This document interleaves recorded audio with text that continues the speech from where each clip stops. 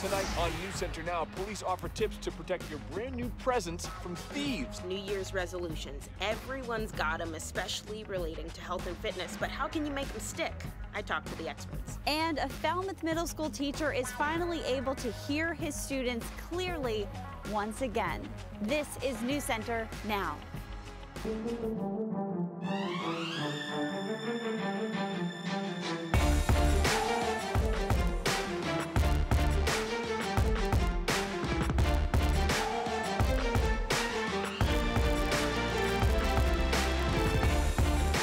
Maine Power is taking one of its first steps in rebuilding trust with the public, announcing today that it will issue an explainer in the bills explaining the new change, the breakdown between energy supply and delivery. Good evening, everyone. I'm Lindsay Mills. And I'm Chris Costa. Those are two separate charges that Central Maine Power collects. And on January 1st, the supply rates are going to go up by about 13%. Now, what does that mean to the average customer? It means your bill could go up by about $5 a month. Also, in a few days, we're expecting to hear from the Maine Public Utilities Commission, the state agency that issued the results of an audit that found that Central Maine Power's billing function and smart meters performed largely accurately. The PUC will announce what, if anything, they will do with the results of the audit. And joining us now to navigate this all is Catharine Hartnett, Manager of Corporate Communications at Central Maine Power. Thank you for being with us. First up, Catharine, the company is going to send letters, as we just mentioned, in bills explaining two separate costs that CMP customers pay, supply and delivery. Can you explain the differences in those two costs? Sure. These two costs have been in place since the year 2000, actually. So going on 18 years now, customers have paid one price, one cost for the supply of their energy, the product, and a separate cost for the delivery of that energy, which is CMP's responsibility. Since the cost of that electricity is going up almost 14% starting in January, we felt it would just be a good idea to let people know that this is coming. And since it's a cost that we collect and send back to the suppliers, there's often a misconception that it's our cost. It's not our cost. We collect it, but we want to give customers a heads up that it's coming. We want to monitor a lot of the questions that you guys have on social media. You can join in on our Facebook live stream right now to ask questions for Catharine. And in the meantime, Catharine, we wanted to ask you, we talked about this, you and I, a couple of days ago. There are a lot of customers that are saying they do not trust Central Maine Power right now. We know that you guys are hiring more staff, doing more training to help with the billing implementation. What else is CMP doing, in addition to these explainers, to rebuild that trust with the public? Well, really, it's an opportunity for us to reach out to customers with things that we can help them do to manage their costs and manage their energy use.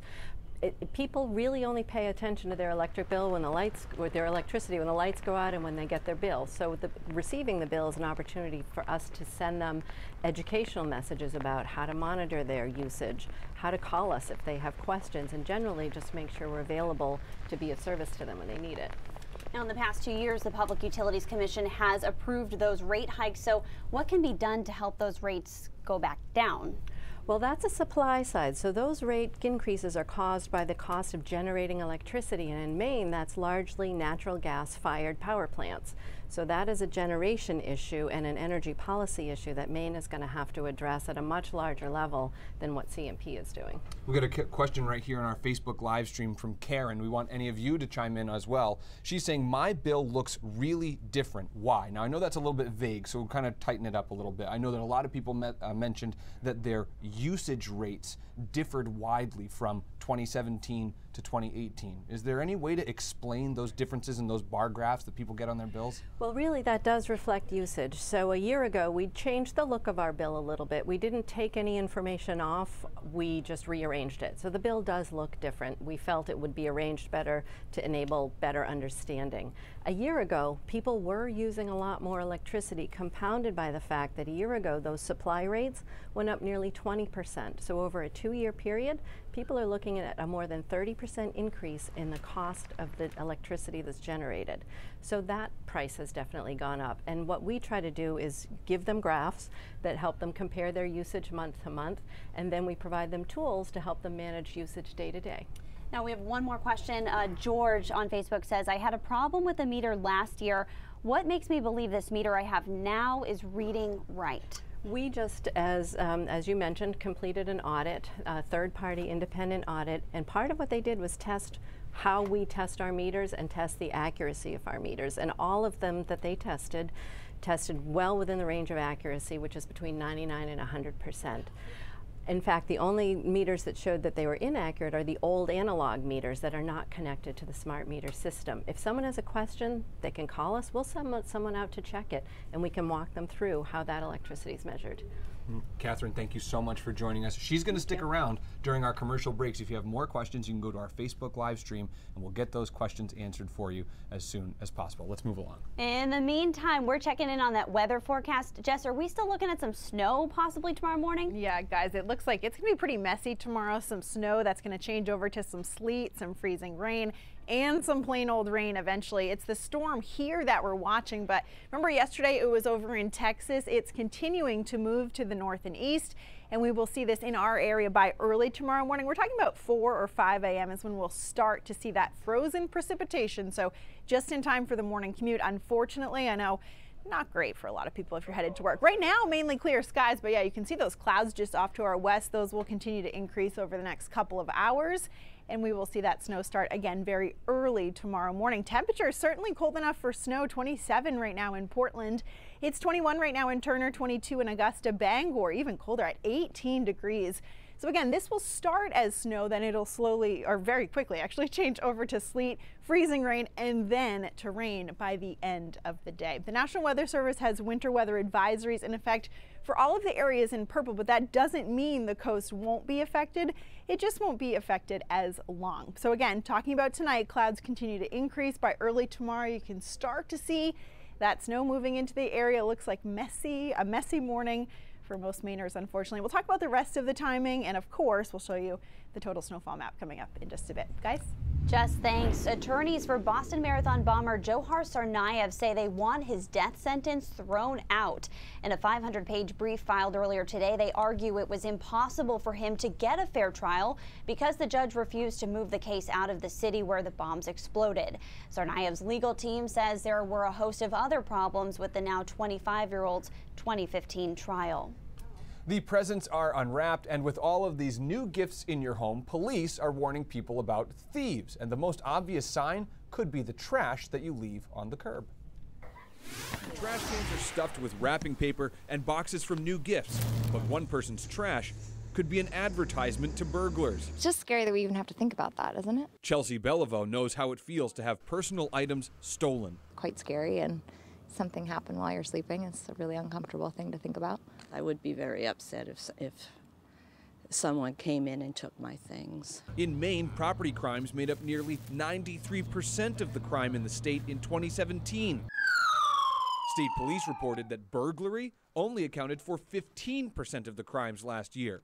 Now police across the country are offering tips to keep these expensive items and your home safe. Always evaluate what opportunities that you're providing to people who have other intentions. And one of the things that really helps us out after Christmas, write down the serial numbers. Any type of electronics that are susceptible that you may carry in the car that could be stolen down the road. Eventually, you are going to need to throw away boxes like these, so here's a tip from police. Break down the box and place it in your trash bin with the logo side facing down.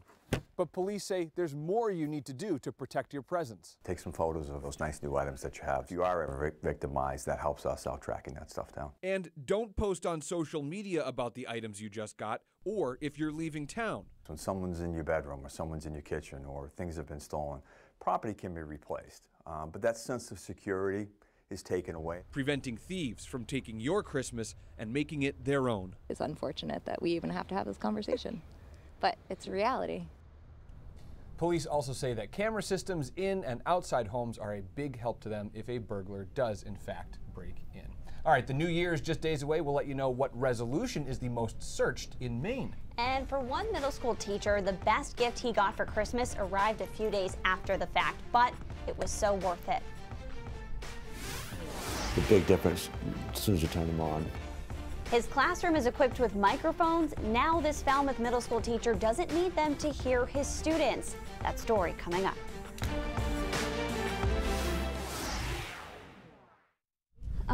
Hey everybody, thanks for joining us. Catherine, if you want to come stand right next to me, that'd be great. So we are fielding some questions from viewers. Okay. Let's start with Michael, who brought up a separate but kind of related topic to this. Michael asks, can there be any discussion on the corridor proposal and how that could help with the cost of delivery? Is that accurate? The corridor proposal has everything to do with the state of Massachusetts in terms of delivering clean, renewable power to that state. It will suppress energy costs region-wide over time. We expect that Maine customers will experience a suppression in their costs because the whole grid will benefit. We don't have exact numbers now, and it's several years away, but over time we do expect to see that that will take place. You know, Roger is saying, I lose power weekly. Why does my bill go up when my generator runs more than my meter does? And again, I know that that's kind of a sort of a little bit of a vague question, but is there something we can tease out of that for people in general? Certainly, if power is being lost that frequently, then certainly we should come out there and take a look at what's going on. There are some parts of the state. We've had tremendous number of storms this year already. We had 5 major storms in November. Branches fall down and trees are uprooted. When that happens, we get out there as quickly as we can to fix it. And the costs, CMP costs, really are about reliable and safe delivery of energy. Several people on here, Jan and Rick included, are asking, you know, they, as many did, they saw their bills triple, bills that were the same constant for years and years and years. So is it just, you know, the result of that formula of 3 different things changing all at once? Well, as the audit demonstrated, our systems are working fine and we are billing accurately. If people are using more electricity, and often it's kind of hidden costs. This time of year during the holidays, I came downstairs the other day, every light in my house was on because my adult children went to bed and left them on. You've got Christmas trees, ovens, refrigerators, everything running heavier. When it's cold out, people often buy heat supporting appliances that actually drain electricity but save you on oil and gas. Gotcha. We're going to have you just step to the side for a second because we're about to be back on camera. But if you want to stick around, we've got plenty more questions to talk about. Thanks, Catherine. Sure.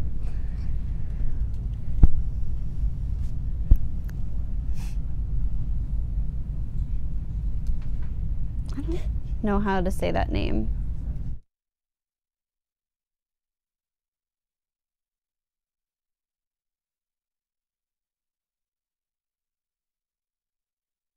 Thank you to everyone who's submitting questions right now on our Facebook and YouTube live streams. We're going to continue asking more of those during our next commercial break. But first up, did you hear this today? I heard a lot of buzz about this. A new version of Instagram quickly appeared and then disappeared today. The new version featured a different way to scroll through pictures. Instead of going up and down, users instead had to go left and right. If you scrolled down, it took you into the comments section. People were not happy about this, and it did not take long for Instagram to respond. Yeah, the head of Instagram, Adam Mosseri, said that it was a test that went live by accident. A simple restart should fix the problem if you are having that issue. And of course, the internet had to chime in on the very short life of this update, and there are all the memes. Okay, January is right around the corner. That means people are busy setting their New Year's resolutions. But how do you make them stick? Cam O'Brien has the answer. Hey guys, yeah, I focused on 2 of the biggest resolutions, diet and exercise, and experts tell me the key to making it work is setting intentions, working in moderation, and being kind to yourself. January is still a few days away, but one Portland gym is already racking up new members. In the last 2 weeks, it's definitely picked up a lot of memberships. With New Year's resolutions in mind, some will be ready to hit the ground running. But instructors say the key to hitting those fitness goals is to take things slow and steady. To lose fat takes a considerable amount of time, as does putting on lean mass. If you're new to working out, let gym staff know up front. If you're not sure about, a certain movement, a certain exercise that you wanted to try, we're fully staffed with like 3 or 4 personal trainers, so there's always people here to help. Looking to rekindle your relationship to food this new year? Go back to the basics. If you can look at the food that you've eaten in your day and you can point out several different colors of whole foods that you have eaten, it's likely that you're doing what you should be doing. Think twice before setting strict rules around what you eat. To not get wrapped up in rules that, should you stray from this really specific outline, you're going to be left feeling really guilty or like you failed. And success isn't a size or a look, it's how you feel. If you can care enough about yourself to be in a place where you can say, you know, this is where I feel good, and that's great. And not only is it good enough, it's actually just, it's perfect. If you're interested in overhauling your relationship with food in the new year, don't go it alone. Get help from a nutritionist or a dietitian. And if you have a fitness or health-related resolution in 2019, guess what? You're not alone. Check out this map, y'all. Okay, so what it shows is New Year's resolutions nationwide, what was most searched. And over here is Maine, and the DASH diet was searched. And I was like, what in the world is the DASH diet? I'd never heard of it before. It's for hypertension. But so there are other diets around here too. There's South Beach, you've got Gold's Gym. People want to know about how they can get rid of their double chin, intermittent fasting, liposuction. So we're all over the map in the United States for diet resolutions, but it's very popular. Back to you guys. Good advice, Cam. Thank you very much. The DASH diet, does that mean you dash quickly so you burn the calories? And no, not exactly. My dad is going to kill me. Okay. Coming up, a hearing specialist is taking action for a middle school teacher in need. And meteorologist Jessica Conley returns to action. Her forecast is next.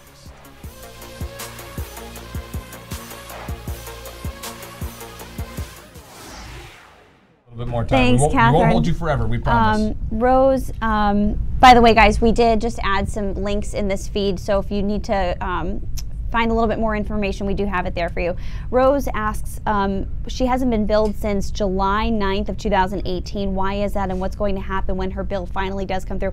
I know this is something that a lot of people have been worried about. Delayed billing has been an issue. One of the impacts of having this new system is it picks up on potential irregularities at a much more granular level than our old system. So if it senses that your address is wrong or there's something wrong in your account number, it will not print your bill. It will set it aside for manual review. And we have had thousands of those. We're catching up. People will get more than one bill at a time, in which case we will offer them our guarantee of $10 off each bill for each month that it is late, and we will offer payment plans, but they will get all their bills. So $10 off for each month that the bill is late? Yes. Okay. Interesting. There's some people, you know, I think that the really big obstacle that a lot of people on here and other people that we've heard from have a hard time getting over. While it may be true that there are people who are using items that save them on their heating oil, but it doesn't help with their electricity, there's so many people who say, nothing's changed in my habits, you know, and the rate hike doesn't explain a doubling in a bill. Is there any way to rationalize that for people? Because that's the one that just keeps coming up over and over again. It does come up, and we have had thousands of calls about that. We have trained reps that have the tools, and you can get them yourself as a customer, that will show you on an hour-by-hour basis when you're using this electricity. We have spent a lot of time on the phone with people, walking them through that, and suddenly sometimes people say, oh, that is right. I have had, you know, X or Y happen. But most people would say they're going about their normal day-to-day activities. We had one woman discover that her well pump was broken and constantly running, and she never knew it.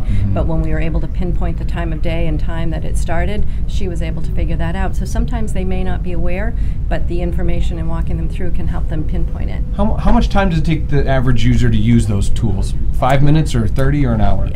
It depends on how intensive you want to get and how long you want to look. You come on the website, you download the tool for your account, and you can use it whenever you want, or you can call us and we'll help you walk through using the same tool together what it is that you've been using. Cool. Catherine, thank you so much for spending extra time answering our questions, our viewer it. questions. If you guys have follow-up questions, please send us an email at asknow@newscentermaine.com, and we'll try to answer it for you. Catherine, thank you. Thank you. We appreciate your time. Happy New Year. Okay. Yes, thank you. Happy New Year. All right, the kids come first. That's a sentiment all parents. Putting his ability to hear on the back burner, that was until now, when a hearing specialist stepped in to help. A belated Christmas gift. A gift that's both costly and necessary. A new set of hearing aids, which have been long overdue. Chuck Barnard wore the same pair for the last 11 years, even when they no longer worked. With 3 kids in college, another one coming next year, and all, you know, all the life kind of stuff. several $1,000s was not in the budget. The 54-year-old is a middle school teacher who suffers from severe hearing loss. Chuck's classroom is equipped with microphones at Falmouth Middle School. Microphones he won't have to depend on to hear his students anymore. So you have 3 program settings on here. You have your #1 all-around setting. And I thought about him with, you know, his own kids and working with middle school kids, and thought, yeah, this is a great person that we'd really like to help out. Karen Kurtani is a board-certified hearing instrument specialist at Beltone in Scarborough. She says Chuck was missing 80% of what was going on in meetings and in the classroom. She applied to the Beltone Hearing Care Foundation on his behalf. This is the receiver. This actually powers the hearing aid. And the grant request was a success. It's a very small wire that goes into the ear, nice small piece, really comfortable. You can talk on the phone. You can see it doesn't whistle. This is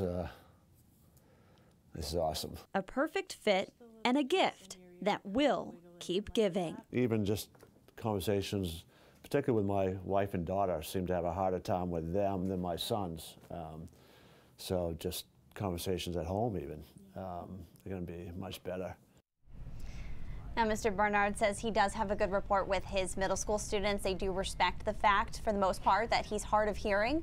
But he does say it is middle school, and there are lots of side conversations that do go on. And so he hopes to maybe have a better ear on some of those when he comes back from winter break. Those are life-changing. Those are really life-changing. I mean, the ones that he was able to get through that grant cost upwards of $7,000. So. Wow.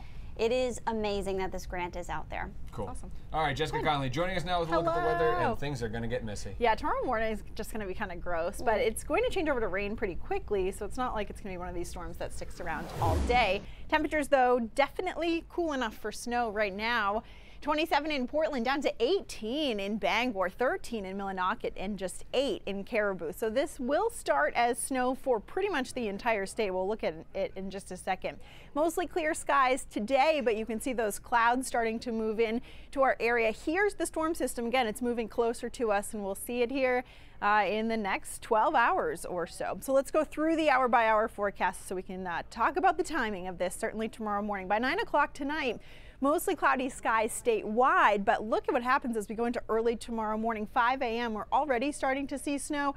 A couple flakes in Waterville, Augusta, down to Lewiston. Sanford might be seeing a few flakes at this time, and definitely in Freiburg too. And over just the next couple of hours to about 7 o'clock tomorrow morning. Look at how quickly this storm moves in, and it will move out pretty quickly too. But by 7 a.m. pretty much the entire state is seeing snow now. Of course, it's going to make for a little bit of a slick morning commute, so make sure to leave yourself plenty of time tomorrow morning. By 10 a.m. we're starting to change over, especially in far southern Maine. Portland will start to change over too, because what's happening is the warm air is being filtered up from the south, so temperatures will also warm up quite a bit. And of course, that changes the snow over to rain. But in between, we might see a little bit of a mix. Some sleet and freezing rain definitely possible. So again, please take your time on the roads. Bangor will start to change over by about 2 or 3 tomorrow afternoon.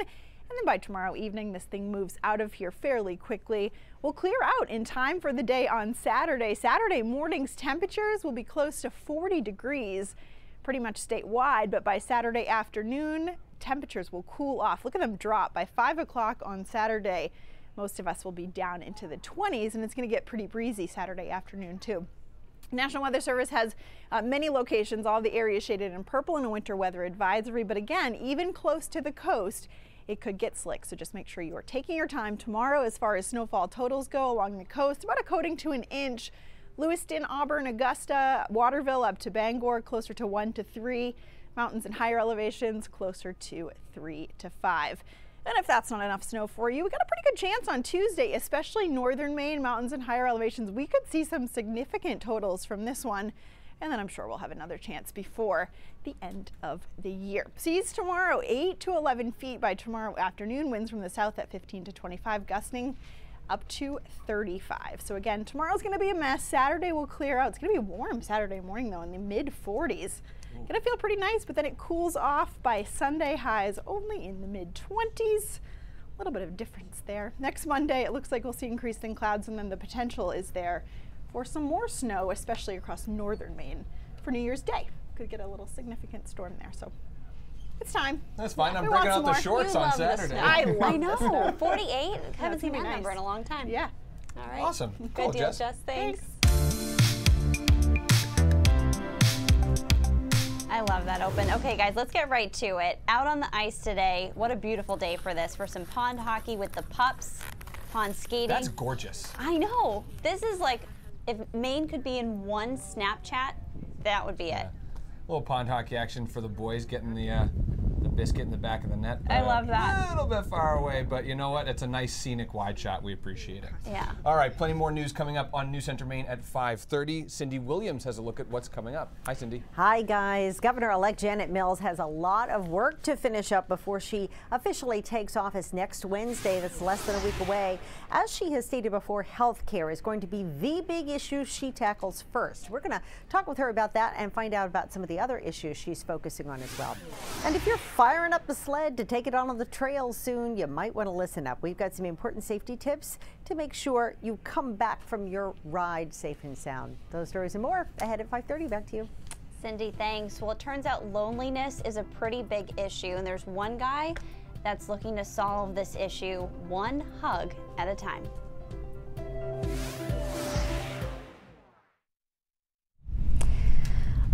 So guys, we're so sorry we couldn't get to every single question. Yes. Thank you to everybody who did ask questions. We really appreciate that. I know a lot of you are saying a lot of the same things. You guys have already given us some new story ideas that we're going to try out. All of you guys who are commenting on here, keep an eye on your Facebook inbox, because we are going to be messaging you so we can reach out and do a story about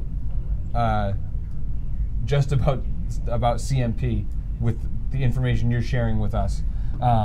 You know, she told us a lot of things. I think a lot of you guys are, some of you are happy to hear that. Some of you are still a little bit uncertain or unsure.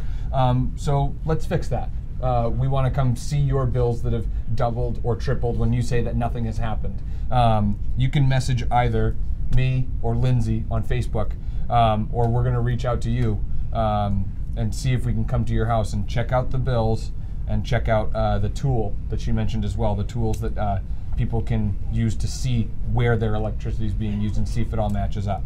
And Donna asked a great question that we weren't able to ask was, is this new method mistake proof? I know last spring we got an inside look at the smart meter testing lab, and maybe it begs another visit to that lab. Maybe we also compare the smart meter testing lab for Amera Maine, because Amera customers have also said that their bills went up last winter. So anyway, thank you for all those story ideas. We really appreciate it. And Fred, Fred's suggesting maybe comparing the problems with smart meters in other states. Do you have the wand? Sherbs Yes. is on it. Isaac, here you go. I do have it though. Oh, you do? Yeah, sorry. Thank you. Yeah. All right, so just hug guy. Hug train. Yep. Gosh, how beautiful was that Snapchat of the pond? The dog on the pond. I know. That looked like a Was- postcard. Yeah. It was like a moving postcard. care. That was like Snapchat goals. Yeah. Instagram goals. Yeah. I don't have Snapchat. Do you have Snapchat? You have Snapchat. I don't have it. I do, but I don't use it anymore. I know. You can send people like your stories on Instagram, and you can do it so quick that it's like. I know. It's really efficient. I do Snapchat for really silly, tiny things. Like somebody's funny license plate, I'll snap a photo of it and send it to somebody. You know? Yeah. All right, ready for this one? Experts think our country is struggling with an epidemic of loneliness. A survey from health insurer Cigna found that nearly half of Americans feel lonely. Medical researchers say loneliness can harm heart health and brain function, and it's linked to anxiety. One man hopes to make San Antonio feel a little less lonely, one hug at a time. Woohoo! Don't knock me over. Happy New Year. My name is Ari Moyal. I am the founder of Hug Train. I travel across North America by train every Christmas, offering hugs to those who need them or who want them. Yeah. Can I have a hug? Sure. Thank you. Thank you. Thank you. All right, awesome. Merry Christmas. In order to get the benefits of a hug, you have to be a little bit vulnerable. You have to open yourself up, and that's the opportunity with a hug, is to experience vulnerability in a positive way. Thank you. Everyone likes hugs. Awesome.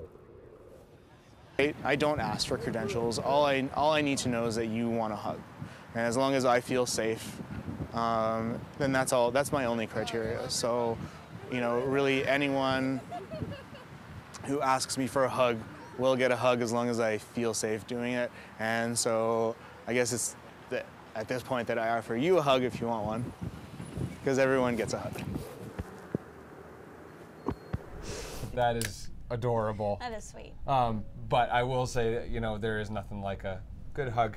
I know, or make you feel good. Or a fist bump. Boom, blow it up. There we go. A lot more straight ahead on New Center Maine at 5:30, and it starts right now. Coming up next on New Center Maine.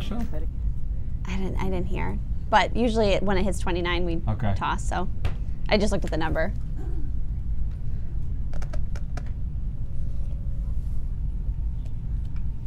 Guys, thank you so much.